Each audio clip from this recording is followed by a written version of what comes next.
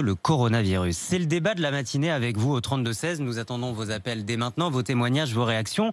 Alors pour le moment, en France, aucun vaccin n'est autorisé pour les moins de 18 ans, sauf cas très rares d'enfants avec de très lourdes pathologies. Mais aux États-Unis, au Canada, des milliers d'enfants vont tester le vaccin Moderna. Le laboratoire a annoncé le début des essais cliniques sur 6750 enfants et bébés âgés de 6 mois à 11 ans.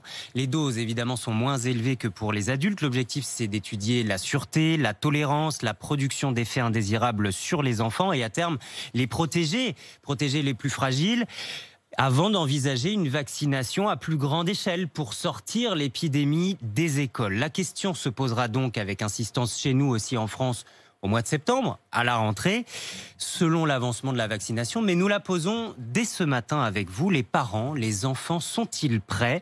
C'est le reportage de la rédaction d'RMC signé Nicolas Traîneau et Florian Chevalet.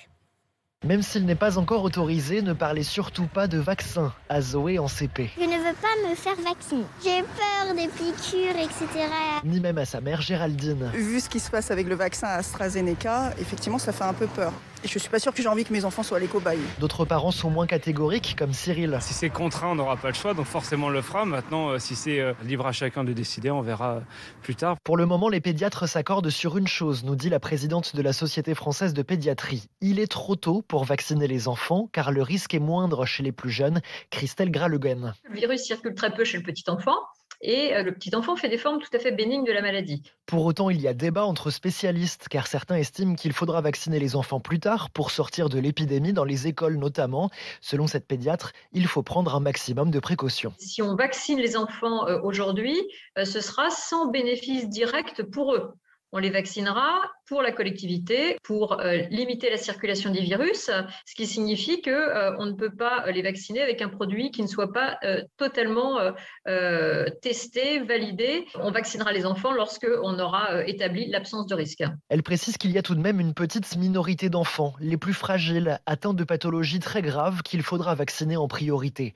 C'est ce que fait Israël de manière très stricte, indique sur place le professeur en immunologie Cyril Cohen, qui conseille le gouvernement israélien sur les effets des vaccins. On fait du cas par cas en Israël pour quelques centaines d'enfants jusqu'à présent qui ont des maladies très graves, par exemple des insuffisances très sévères pulmonaires.